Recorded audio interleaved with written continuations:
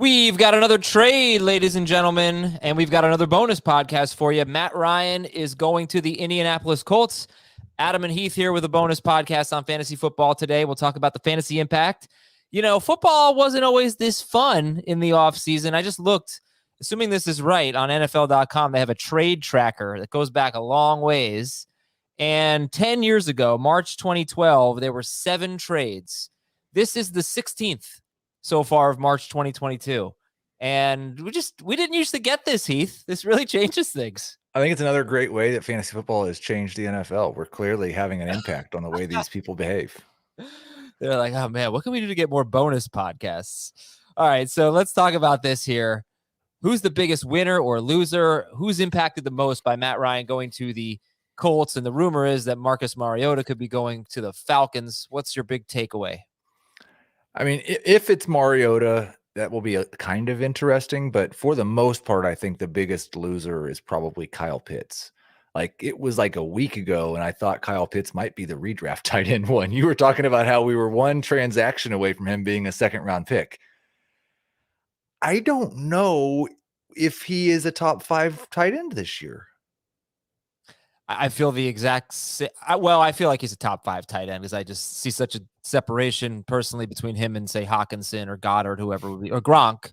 You know, Gronk you could say maybe if he's back in the Bucks. But I definitely, I mean, my prediction that he would end up being a second-round pick right now, no way. If it's Baker Mayfield, maybe, but no, I mean, we agree this is a loss for him. Right. And I don't know how many touchdowns. I can't do the math easily in my head. Kyle Pitts would have needed to score last year to score as many fantasy points per game as TJ Hawkinson did. But it was more than one more touchdown. That's a negative. I think it's a positive for Michael Pittman. It gives some stability to Jonathan Taylor. Like, everybody's taking him number 1 overall anyway. But with a terrible quarterback, you might have had some concerns about Taylor not living up to that. It's better for the Colts, I think, than it is for anybody for fantasy purposes. Ryan was QB 31 in my projections on the Falcons. I moved him over to the Colts, made some adjustments. He's now QB 27. So not a huge move there. Probably not somebody you want to draft except for in a 2-quarterback league. I would expect it to be a run-heavy offense for the Colts. But it becomes really interesting. Like, what are the Falcons going to do? They have essentially no wide receivers. Their running backs are Mike Davis, Damian Williams, and Cordero Patterson. And now they don't have a quarterback either. Well, let's stay on the Colts for 1 second here because I want to talk about Pittman. I feel like we'll forget about Pittman, but things could have been a lot worse for Michael Pittman in theory, right? I mean, getting a pocket passer who could maybe heavily target Michael Pittman. This is how much better is it? Are you moving him up? I moved him. I think I had him 22 or 23, and now he's 19 or 20. So it was a slight bump up. It's the joke that I made on Twitter was that his targets go up, his catches go up, his yards go up, but he's probably only going to score 3 touchdowns now. What did he score last year? He's number 1. He's the number 1 wide receiver for Matt Ryan. The Falcons, by the way, they were not a pass-heavy offense, but they were 19th in pass attempts, and the Colts were 27th. Falcons threw 52 more passes than the Indianapolis Colts. Very, very run-heavy offense that Matt Ryan's going to. Did you mention where he finished last year? He was, 30th, QB 30? I believe he was tied for 29 with Tyrod Taylor at 15.3 fantasy points per game. Just absolutely miserable. And it's not fair to him, but I don't know that this situation is any better at all for his fantasy production. I think Kyle Pitts is probably a better number 1 than Michael Pittman is, or at least as good as Michael Pittman, and they don't really have anybody behind Pittman right now. Paris Campbell's their number 2 wide receiver. I guess you could argue that maybe the Colts defense would be significantly better than the Falcons defense, and maybe that would force more pass attempts, something like that. But there's really no appeal for Matt Ryan. I understand that. Would you rather have Michael Pittman or Allen Robinson? Pittman for sure. Pittman's a top 20 wide receiver for me. I would take him over DK Metcalf. Oh, wow. Okay. I didn't realize how high you were on him. Would you rather have Michael Pittman or Mike Evans in full PPR? I will still go with Evans in full PPR. All right.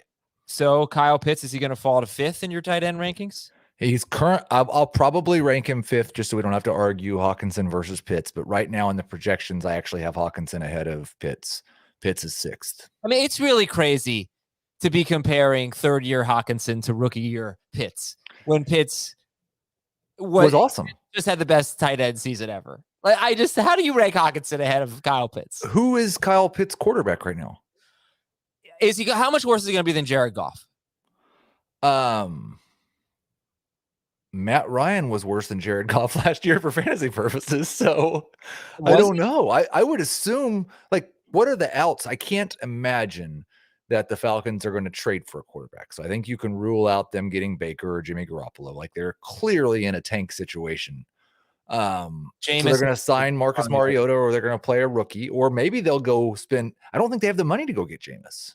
I guess they could have maneuvered the money to get Watson. So, right, yeah, I mean, they take a huge cap hit with this. If Jameis was there, then I would say that Kyle Pitts is probably third or fourth at tight end again, right back where he was. I'm just assuming that it's either Marcus Mariota or worse.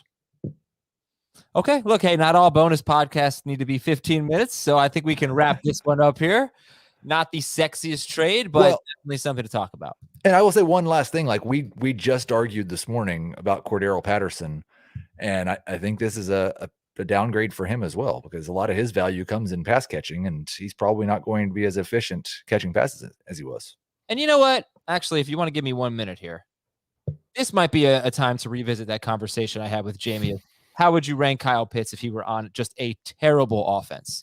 Because when they still have Matt Ryan, and obviously they have draft capital, and they'll add somebody, a wide receiver, maybe something like that. Jamie's like, well, I don't think they're going to have a terrible offense, and that's totally understandable. But I do think they are going to have a terrible offense now. I mean, they might have one of the very worst.